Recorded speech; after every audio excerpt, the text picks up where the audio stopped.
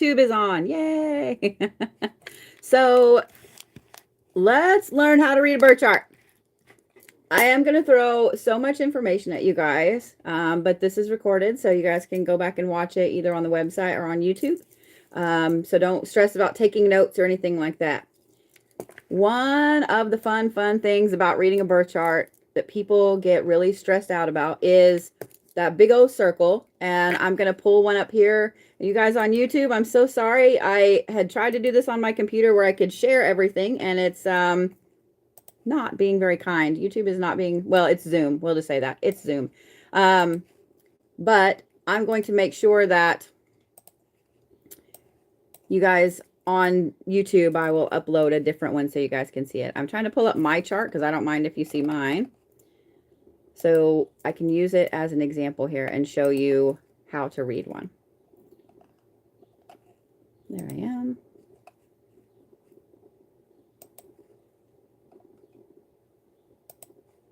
Okay.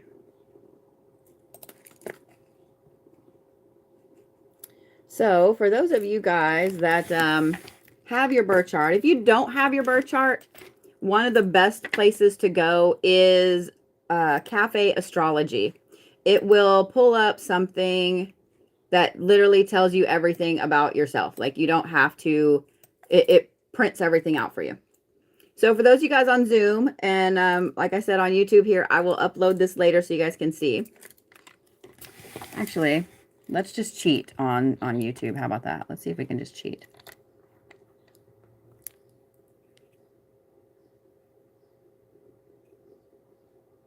Well, it would be nice if it would let me cheat. There we go. Don't look at my messy desk down there, YouTube. All right. So this right here, this is my natal chart. And you guys can see that it's split apart into all of these weird, interesting quadrants. You can see all the lines there, etc. And when you look at something like this, if you get your birth chart on Cafe Astrology, you're going to see something like this. And you're going to go, I have no idea what that even means. So what we're going to go through is all of these little things here. We're going to go through the different signs, what they mean. We're going to go through the houses, what they mean, and how to find your rising, your ascendant, and all of those things. So don't stress about it if you don't know how to read any of it. Let me shrink this a little bit here. There we go. I've got all my notes everywhere. So let's start with what the signs are. And everybody, y'all pretty much know your own sign and you know, this is how I am, etc. But what a lot of you guys are not going to know is what other signs mean. And if you pay attention to the signs at all. Sorry, I've got people coming in every 5 seconds here. If you pay attention to the signs at all, you'll start to know exactly how they affect you, how they affect other people around you. So we're going to go through the signs really quickly. The first one we're going to start with is Capricorn. And Capricorns are from mid-December, from December 21st to January 19th. It's a weird little N with a squiggle at the bottom, and they are the goat. So Capricorns are very, very pragmatic. They're very tenacious. You don't mess with a Capricorn's integrity or their money. Like they come across sometimes as being cold. So they're very, very sticklerish for the rules. Like you follow the rules, period. When they get upset though, like you don't want to make a Capricorn upset. They tend to really, really they're cutthroat. The Aquarius is the water bearer, and they have the two little squiggly water lines. This starts January 20th and goes till February 17th. So not quite a full month. Aquarians are really, really assertive, but they're also very creative. They also tend to be very impulsive, and they like their alone time. Like you don't mess with an Aquarius's alone time. You're not going to like it if you do. Then you have the Pisces, which are February 18th to March 19th. They're the symbol that goes like that with the line in between. So This is usually two fish together that are tied by a rope. They're swimming like almost yin and yang. Normal Pisces are very adventurous. Like they want to do all the things. They are always doing something new. They're always experiencing something new. They're also very compassionate. They are very, very caring friends. Like they will do anything for you. But there's the bad side of the Pisces. They also can get a little anxious and needy if they don't get the communication or they don't have things reciprocated. Then you have Aries, which is the ram. And this is the little symbol that comes up like that. This is from March 20th to April 19th. So the ram, they're very, very confident. They're very fiery. So they tend to have like a pretty good outward attitude. And they tend to butt heads with other people. They're very, very impatient. They want things like that. And so they can be very impulsive and jump into things, but they're also very honest with their opinion. So if they jump into stuff, they stick with it. Even if they jump into it and go, oh, this was a bad idea. They stick with the bad idea. Like they don't want to let go of it because they don't want to be wrong, kind of. So I love, and you guys will notice this, that in the Zodiacs, the goat, the ram, the bull, like things that are known to be very, very hard-headed there's several of them. Then you have Taurus, which is the bull, and this is the circle with the little horns on the top. So Tauruses are extremely loyal, and just like a bull, they are very persistent. They will not let go of something. They can be stereotyped as being very lazy, but almost every Taurus I know, they will appear to be lazy, but they are amazing. Like they're procrastinators. They're amazing at getting shit done at the last moment. But they're also very, very bullheaded, and they want what they want when they want it. And that's it. That's it. Then you have Gemini, which is the two little lines in the top. It's the Roman numeral for the number 2. So Gemini represents twins, two people in one. People that fall into the Gemini are very, very intelligent, and they're also very sociable. So here's what's funny. They love to be in front of people, and they love to talk, and they love that social aspect. And then literally they'll flip the next second and be very, very indecisive and very secretive. And like, I just want my alone time. And it's said that they can be very superficial, but almost all of the Geminis I know are not like that. So I personally don't buy into the superficial part of the Geminis. Then you have Cancer, which is the 6 and the 9 sideways. It's supposed to look like, crab claws. Cancers are very loyal, like extremely loyal to a fault. You can walk all over them and they're still going to love you. They're also pretty charitable in that they will give you everything they can to their own detriment. But on the bad side of it, they tend to be super blunt, super, super blunt. And sometimes they're so blunt that they don't even realize how blunt they're being. And if they're on their alone time and they are in their shell, you leave them alone. They get super crabby and cranky if you try to pull them out of their comfort zone. Then you have Leo. Oh, I'm sorry. So Cancer is June 21st to July 21st. Then you have Leos, which are July 22nd to August 22nd. The Leo, it's like the little upward squiggle with the circle at the bottom. So Leos are interesting. I have both my kids are Leos. They're very, very proud. They're very brave. Like they are some of the first people to do the things because they want to be out there with it. They want everybody to see. They can be a little full of themselves, a little arrogant sometimes, and they're super fucking competitive. So with Leos, one of the things I found with every single Leo I have ever known is that they are one way or the other all the time. They are like, me, check me out. Or they're like, let me do everything for you until I get sick. Like they're one way or the other. They are super, super amazing people. Like they really are. They're some of the best friends to have. They're also some of the funniest people I've ever met in my life. I'm just saying. I love you, Leos. I love you. So let's talk about Virgos. Virgos are from August 23rd to September 22nd. This is like an M with a little, almost a fish sign at the end. Virgos are very, very diligent. Like if they get something in their head, that's what's happening, period.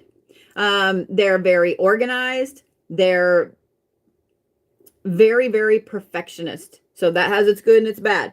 Capricorns are perfectionists as well, but they're perfectionists more in business and rules and stuff, where Virgos are perfectionists with whatever they get in their head.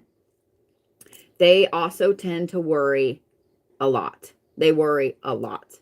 So a lot of Virgos tend to be overthinkers, and they have a lot of anxiety. Libra is September 23rd to October 22nd. So Libra is the little bubble and then the line underneath it. Libras are extremely clever. They're also very extroverted. They are very, very social butterfly, out in front of everybody. However, the bad side of Libras is that they can be a little bit vain, and they also truly hate making tough decisions. They can make little decisions like that, and they can make the decisions in the moment, but when it comes to a huge, tough decision, they have a hard time because they worry about all the aspects of it, about how they're going to look, about how it's going to affect other people. So they want everything to be balanced. The Libra symbol, they represent the scales. So Libras want everything to be balanced. Scorpios are from October 23rd to November 21st. And this is a little M with a arrow at the bottom. The Scorpios are thrill seekers. Like they love to do crazy things. In fact, if you challenge a Scorpio to anything, especially something crazy, they're going to do it and be like, watch me do it. You also don't tell a Scorpio not to do something because they're absolutely going to do it.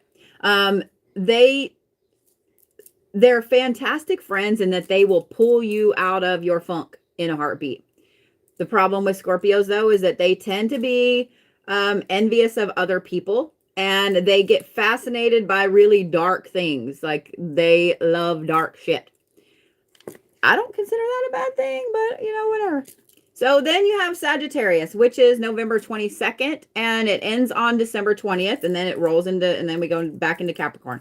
So the Sagittarius is an arrow that points up like that with a little line through the bottom right here. It represents a bow and arrow. Sagittarius is the archer. So they are highly independent. They have a lot of imagination, a lot of drive, and they love adventure. But on the other side, on the bad side, they tend to be very blunt and they tend to be very impatient. So the next thing that we're going to talk about, and like I said, I'm throwing you all of these things really, really quickly. The next thing we're going to talk about are the personal planets. We're going to talk about all the different planets, and then we're going to talk about the personal ones and the secondary ones, and then we're going to talk about the houses. So the planets are, they literally the different bodies in the sky, the sun, the moon, and those are considered planets, even though they're not. But when it comes to astrology, they're called planets. This is also Saturn, Uranus, Neptune, all those things. So the planets in the sky have an effect on us here on Earth. They shape our personality, where they fall in our birth chart. They shape our personality where they fall when we were born, etc. Each house has a planet that's ruled over it. And these show you experiences in life, characteristics, parts of your personality. The major planets are going to show major life areas. So this is where reading a birth chart gets sketchy, because you can look at your sign, you can look at the different ones and go, oh, okay, that's Virgo, or that's Libra, or that's Capricorn. Like you can understand that because that information is found everywhere. It's when you get into the planets that you're like, I have no idea what the fuck this is. So I'm going to give you guys just a quick little rundown of what each one means. And then we're going to break down the houses so you guys know. And for those of you guys watching on YouTube, and those of you guys watching on Zoom as well, I will put the Zoom one where it has all of the screenshots and the screen share up on my site, and it will be a free class so you guys can go take it. And I will also put my notes up for you guys, so that way you'll have my notes and all this stuff. So that's why I was saying don't stress about taking notes, because I will put it all up there for you guys. So I'm going to screen share my, well, if I can find Zoom again, I'm going to screen share my birth chart again, because I want to show you guys this. And on YouTube, I'm so sorry, you just get to look at my little face. So let's look at my chart again right here. My sun sign, and I'm going to scoot you guys on YouTube a little closer to me. So you can see that my sun sign is down here in the bottom, and you can see it's in Capricorn down here. So the sun is the circle with the dot. This is what's associated with your horoscope. So when somebody asks what's your sign, that's what they're asking. What's your sun sign? If somebody asks you what's your sun sign, that means they're an astrologist and they're using the right terminology. This is what they mean. What's your zodiac sign? It's also called your star sign because the sun is a star. This reflects the dominant part of your personality and directly who you are. This is why when we're going to talk about the moon and the rising or ascendant, and this is why some people are like, well, I kind of identify with a lot of my sign, but not all of it. This is why. Because your sun is who you are internally. Your moon is kind of who you are emotionally, and your ascendant is what you put out to the world. So your moon sign, and it's obvious, it's a little moon right there. Here's what's funny. So mine, I have a Libra moon and a Libra rising. Yeah. So your moon sign is a reflection of your emotions, of your emotional personality. It's your inner self, and not everyone gets to see this on the surface. So for people that have a moon and an ascendant, so mine's a good example because I have those two in the same. This is who you really are deep down. A lot of people that have a different moon and ascendant, it takes a lot to get to see that moon part. People that have a moon and ascendant that are the same, they kind of wear that on their sleeve, and what you see is what you get. Like, they're very honest with it. People that have a trifecta or a triple sign that have all three in one, they are absolutely 100% themselves. Those are rare to find, just so you know, but there are some out there. Your rising or ascendant is that little sign right there. It kind of looks like, you know, the old ball and cup game. That's what I think of when I look at it. It's a little circle. It's got a bubble in the top and then a line down and across. This is called either your ascendant or your rising. This is really important because this is the outward part of you that you project to the world.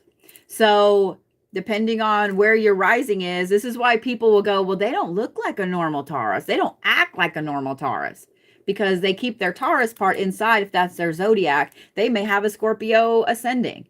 And that's what they put out to the world. So people are like, you are not a normal Taurus. You are not a normal Virgo or whatever. It's because you put something else out to everybody. So your chart ruler is not... I don't have it on here, but I'm going to tell you what it is, and we're going to talk about it a little more. Your chart ruler is the planet that rules what sign your ascendant is in. And we'll talk about how to find that in a minute, because most normal birth charts don't show that, but you're going to come across it. So I wanted to explain to you what it is. And whenever we get into, I'll show some more with my birth chart, you guys will be able to see it. Your chart ruler is the planet that rules your ascendant sign. So my ascendant or rising is a Libra, but we'll go into another chart and I'll show you which planet rules that sign. Your chart ruler is the characteristics that you're developing, what you're trying to accomplish in this life. And it can really have a deep impact on you as a person. So Mercury is right down here. It's the little turquoise. It looks like the circle with the line and the cross and two little horns on it. Mercury is associated with your communication, your travel, your technology, and your intelligence. So when Mercury goes into the retrograde, this is why a lot of people suddenly get stupid because you're like, I can't words. My technology doesn't work. Like, it really, really jacks you up.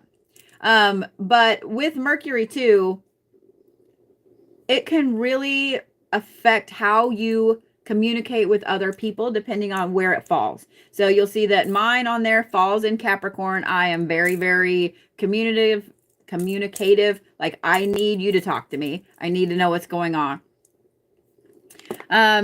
Venus, which is, let me find a Venus on there right over here. So Venus is how you love, your love language.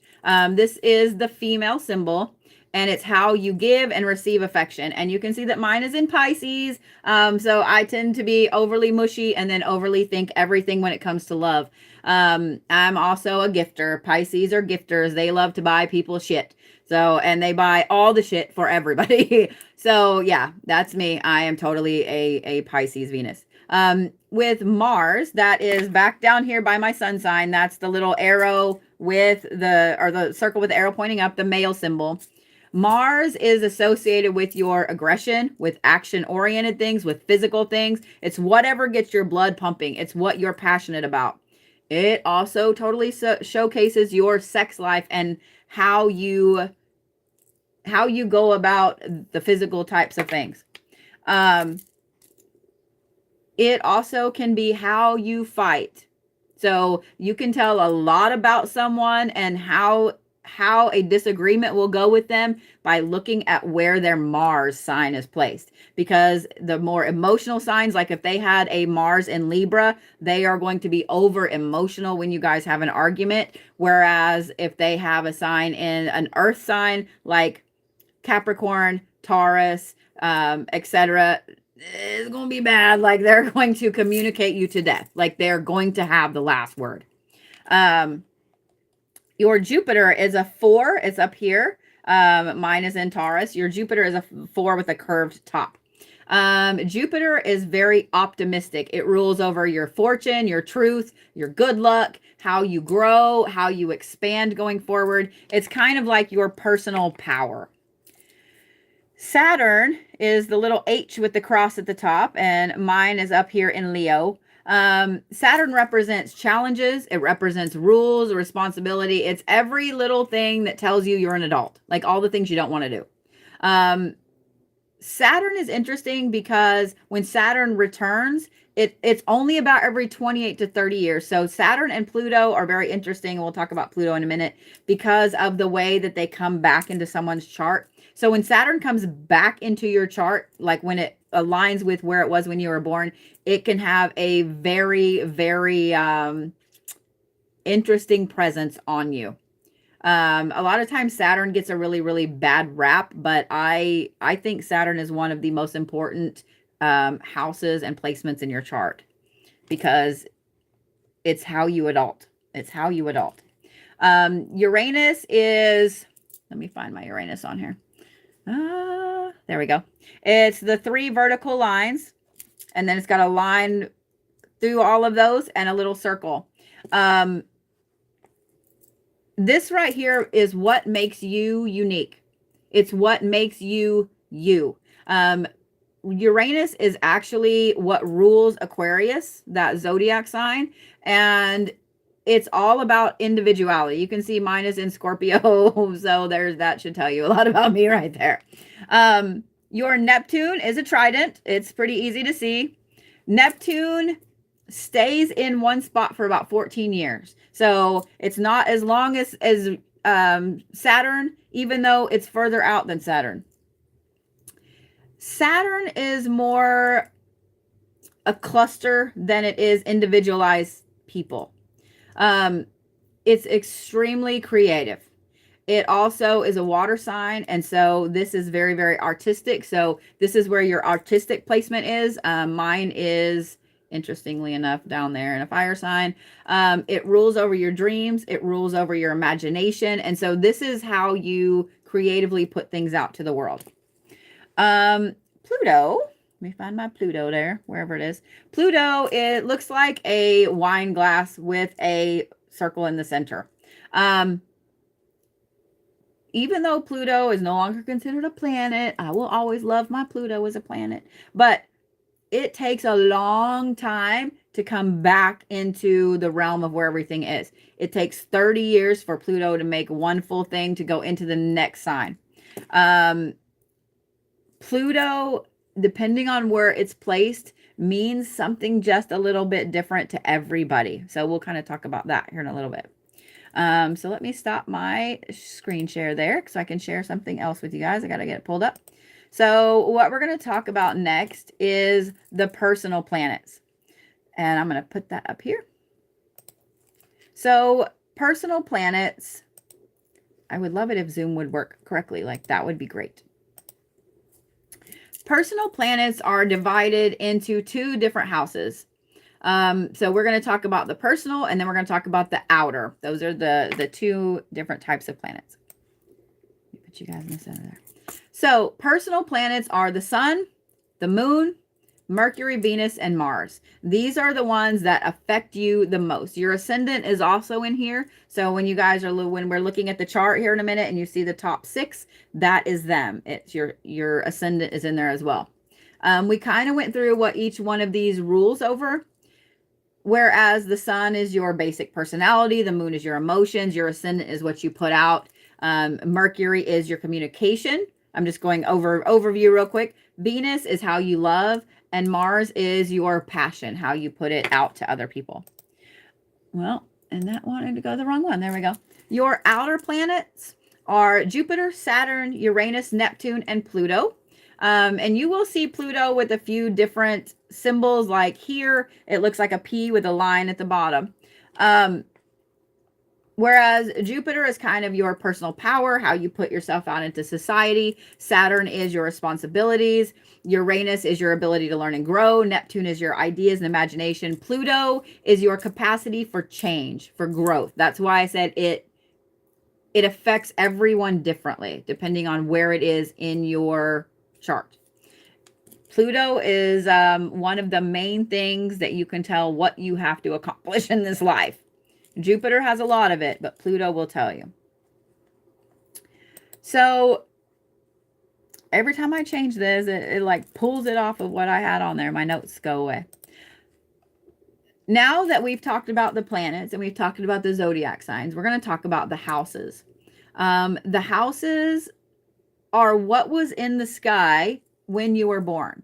This is why the ascendant and the houses they change repeatedly throughout the day. So this is why it's important to know the time you were born. It affects your ascendant the most. The ascendant changes every 2 hours. So this is why it's close. Even if you can get close, if your mom's like, I know it was a little bit after 1 o'clock in the afternoon. That's all you need. So if you don't know where your birth certificate is, but you know, your mom or somebody remembers like, hey, I know you were born right after midnight, that helps. So, you know, so then I would put in 12, I would put in midnight or 1 o'clock or whatever. It's every 2 hours. That's what changes. So the houses themselves are the placements of all the planets and where they fall in that big old circle that we saw. They're very circular, just like the planets around the earth and the sky. They form this kind of skeleton of your chart. And I'm going to share mine again here in a minute. And I will totally switch you guys over here on Zoom so you can see mine again, so we can go through some of this because I want you guys to see it. And like I said, for those of you guys on Zoom, or not Zoom, but YouTube, I will put this up in a different capacity so you can see all of this a little bit better. There's my Zoom.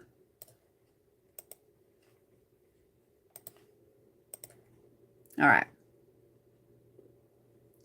I would love for Zoom to stop doing that. Like, it would be great. It would be great. So let's talk about all of these different houses. Now you guys can see this is the skeleton of my chart right here. When you guys look at different things, you're going to see all of these different wheels. With these different wheels, they mean something different. So what I'm going to start with is this inner wheel right here and see how it says 1, 2, 3, 4, 5, 6. That is those first few houses that we talked about. Those personal houses. These are the personal planets. They're the first 6 houses. These are what affects you the most. 7 through 12 are more your outer planets and the outer part of those things. So let's talk about the first 6 houses. So the first house right here, which is in my Libra, represents you at birth. Here's what's funny about this. This affects your identity hardcore. Your first house is literally who you are. And you can see on mine, I have my ascendant and my moon in there. It also affects your physical appearance, your attitude, your temperament. This is pretty much your personality. Your first house is your personality. Your second house, which you can see mine is right here. It's down right next, right there. This is your money, your self-worth, your attitude towards anything financial. It's also how your financial security and your emotional well-being are throughout your life. So you can tell a lot about somebody by what zodiac, which is right here. Mine is Scorpio, and what planet is in there. And mine is Uranus. So the third house, which is this next one right here, right down there, that is communication and transportation, how you communicate with others, what physical form of communication that you like to use, and how you like to travel. And I know that sounds weird, but it is how you like to travel. Would you rather travel by car? Would you rather do by plane? Would you rather physically move, walk, run, whatever? It also points to your learning style, your self-expression, how you come across, how you speak, and your mental attitude. So mine's a little interesting there because mine is my Neptune and it's also a fire sign. So that ought to tell you something interesting about me. It is what it is. Mine is a Sagittarius. That ought to tell you right there how I come across in communication. Your fourth sign right here is your home, your family, your property, your roots, your background, childhood, the inner emotions that come from those family type things. You can see that mine is in Capricorn, and one of the things you guys will notice on your chart too is that it shifts. See how my line isn't straight with where that is? It's because it shifts according to the time you were born. But you'll see that my fourth house not only has my sun sign in it, but it has my Mercury and my Mars. They're all in Capricorn. So Capricorn is a huge, huge placement in my chart. And I'm very, very protective over the things in that. My communication, my passion, my family, my money, things like that. Your fifth house over here, and I don't have anything in my fifth house, but my fifth house is pretty much Aquarius. Fifth house represents how you relate to kids, how you relate to children. It also represents romance and love affairs and how you approach them. It also represents how you approach fun and pleasure. So Aquarius is a very creative sign. It's also kind of a loner sign. So the easiest way that me personally that I relate to kids is through creativity. Like I want to do something creative with them. I love to paint. I love to draw. I love those kinds of things. That's how I relate to kids. It's also how I look at romance, is that I'm a very creative person with it. The sixth house up here and your bottom houses right here, these will always be your 1 through 6. And the top will usually be almost be your 7 through 12. My sixth house down there, the sixth house is health. It's also your general physical well-being throughout life. So you'll see that mine has my Venus in it. And it's very, very interesting. Not only is it in Pisces, but it's very interesting. So you can tell a lot, and this is funny. And you guys, I want you to look at your birth chart later and you'll notice when you look at something like this, you'll notice a lot of people have health problems relating around that particular thing. So something about me personally, my Venus is in my Pisces, and Pisces is a very feminine, very loving, caring house, zodiac sign, etc. I've had so many female issues in my life. It's not even funny. It's not even funny. So you can actually tell a lot about something. It's also, Venus represents the heart. I also have heart condition and things like that. It's weird how you can tell so much about somebody from this shit. So let's talk about these top ones here. This is your last 6 houses. These are a little bit less important, I guess, than the 1 through 6. The 1 through 6 are the main aspects of your house or your birth chart, you. So let's talk about the 7th one right here. So you can see I don't have any particular planets in here, but mine falls in Aries. So the 7th house represents how you are in serious committed relationships. Things like marriage, like long-term partnerships. They're controlled by your 7th house. It also shows what you need in a long-term partner and what you value. So here's where I have some downfalls, because mine is in Aries, meaning I tend to jump into relationships, long-term relationships. And I will tell you right off the bat that I've been married twice. And here's how funny, how true this is. My very first marriage, we dated for maybe 2 weeks, and then we were stuck at the hip, and we were together 2 years and then only married a year and a half because we were not compatible. My second marriage, we dated 2 weeks. We moved in together. We were married 2 months later, and we were married for 15 years. So I tend to jump into relationships. Like, I already know it's an issue for me. So it's something I have to work on. So you guys can tell a lot about you, especially if you're single. You can tell a lot about what you need in a partner going forward, or your downfalls with that, by looking at what's in your 7th house. So with that being in Aries, aside from the obvious bad part there, I am very, very committed. Like, if I get in a relationship, I'm there. I'm committed. I don't break that. The 8th house up here, and you'll see my Jupiter is there, and it's also in Taurus. My 8th house, that your 8th house represents regeneration and rebirth. This is how you look at change. Not only is this rebirth and regeneration, but some of your health is in here. How you heal, your surgeries, your injuries, things like that are found in this house. Your approach to sex is also found in this house. I'm a Taurus in that, and in my Jupiter is in there too. I'm super hard-headed when it comes to some things. I like change as long as it's on my terms. That's kind of how that is. As long as it's on my terms. Your 9th house up here represents long distance travel. If you have a planet in your 9th house, this is something that affects you metaphorically. So say I had my Venus in my 9th house. That's something that I would need to change as I went through this life. It also represents a lot of long, like, physical trips, 500 or more, like 500 miles or more. And it represents emotional journeys. Now, just because I don't have a planet there doesn't mean I don't have numbers there. That's more advanced astrology, so you guys don't have to stress about that really right now unless you want to.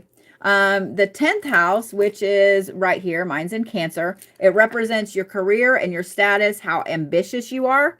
And your aspirations, what you want in life. It also reveals your place in a community, who you are in a friend group. So your 11th house here is known as where your hopes lie. This is what you dream about, what your goals are, what you're striving for. This one is super important. If you have a planet, and you guys can see I have Saturn in there, and it's in Leo placement. You're supposed to wait until that planet comes into your 11th house if you have a planet there. If you don't have a planet there, don't worry about this part. But you can see that I have Saturn there. Well, guess what? Saturn right now is in retrograde. So you should wait until that planet comes into that house in one way or another before you take any kind of risk. So Saturn right now just went into retrograde yesterday, early yesterday morning. So it is a huge ruling thing for me until I think it goes out of retrograde in September. I could be wrong on that. I probably am, because it goes out in this fall. Saturn almost always goes into retrograde between April and May. It's a little later this year and then goes out of retrograde early in the fall. Saturn rules over karma. So that's why you need to pay attention to Saturn when it goes into retrograde. But I digress. So if you guys are looking at your own birth chart and you see that you have a planet in your 11th house, that one right there is going to really, really rule over when you make decisions. So you'll see people, especially if they're super, super into astrology, well, I can't make a decision on this right now, or I can't move forward because blah, blah, blah isn't here yet. That's why they're waiting for that to come back in. So your 12th house, which is your last one here, it represents secrets. These are hidden emotions. They're hidden aspects of your past. You can see that mine is in Virgo, so I tend to overthink all of those things. This is why I went through the zodiacs first, so you guys will know what each one of these represents, because it does get a little interesting there. So let me turn you guys on YouTube back over to me here. And we'll stop sharing this.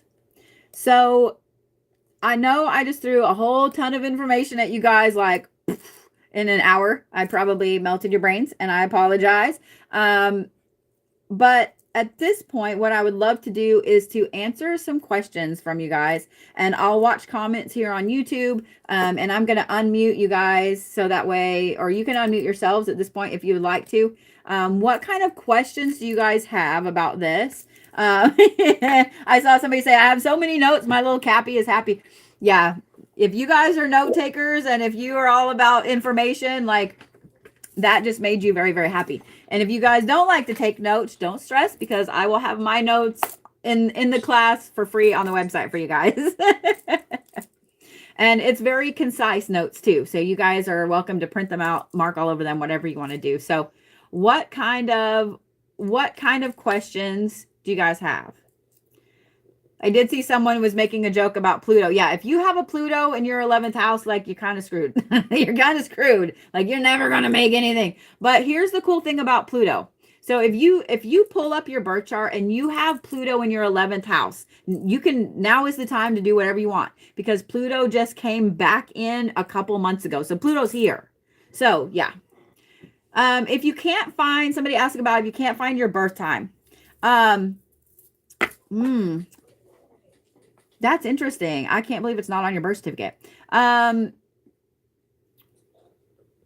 Here's what I would do, because someone around you remembers, at least if you were born in the morning, in the afternoon, at night, find out about what time they think it was. And you just kind of have to go by that, unfortunately. So if they say morning, I would say about 10. If they say afternoon, I would say about 3. You know what I mean? Like I would put it kind of in that aspect.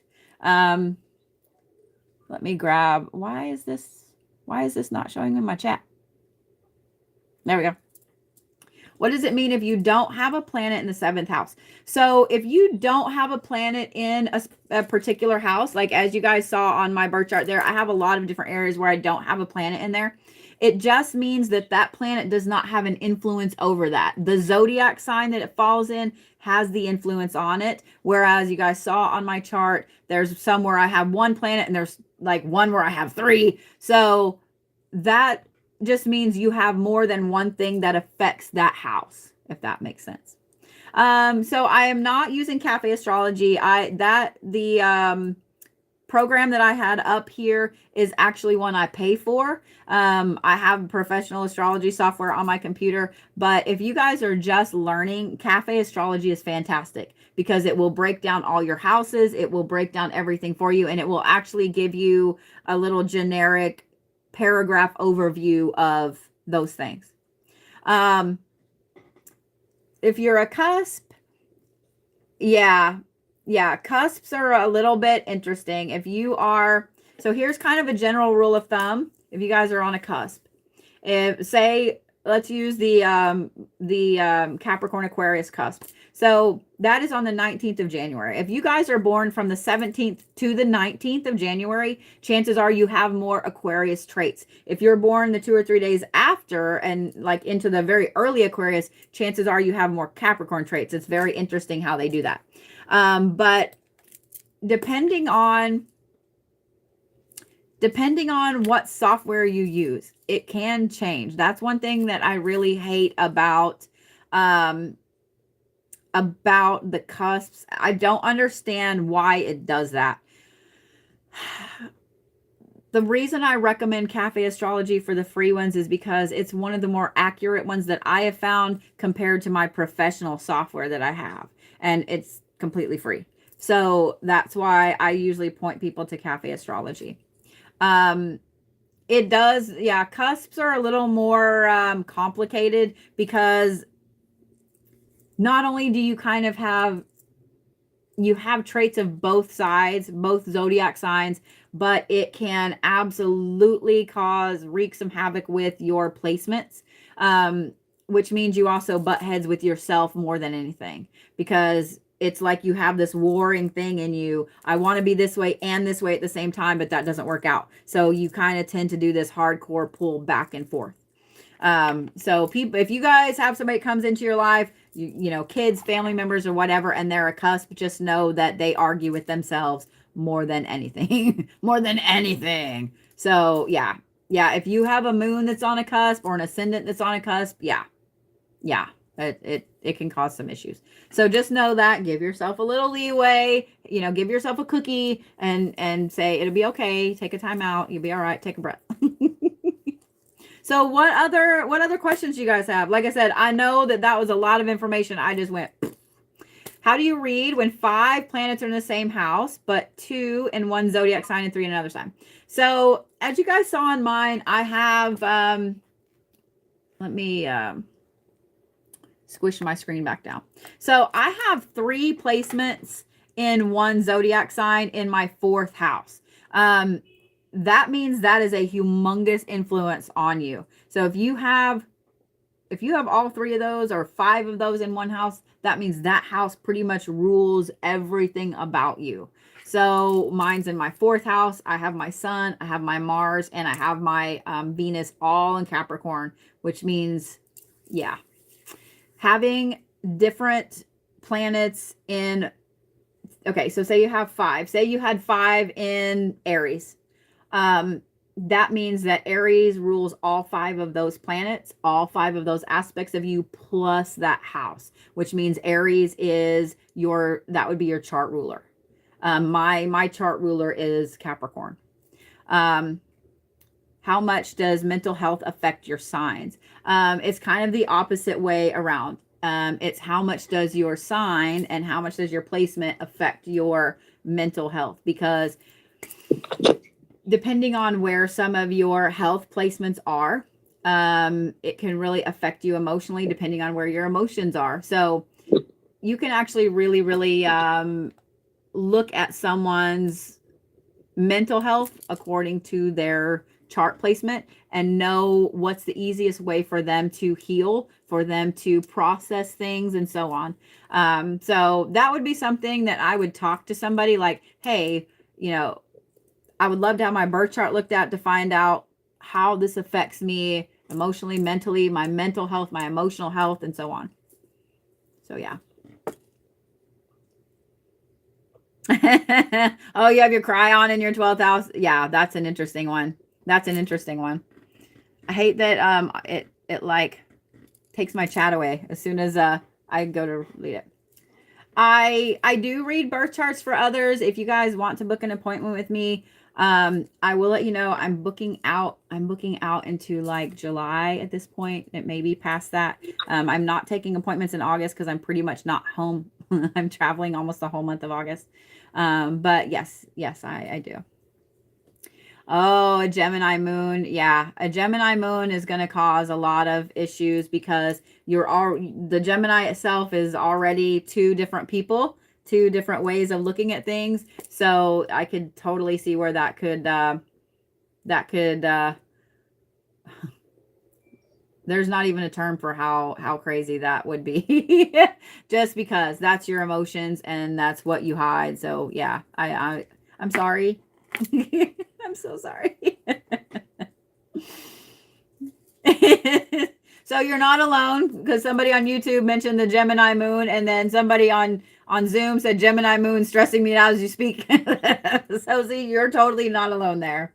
Because yeah, a Gemini moon is a little interesting. It's a little interesting. So what other questions you guys have? Otherwise, I will let you guys go, so that way you guys can have your brain unmelt from all that information. From all that information. So yeah. You are so welcome, guys. And just so you guys know, if you're just catching me on YouTube or if you came in late on Zoom, I am going to kind of cut this down a little bit, and I will put it as a free class on my site, and I will also put it up on YouTube so you guys can see it, and that way you guys can have my notes and all that jazz. And yes.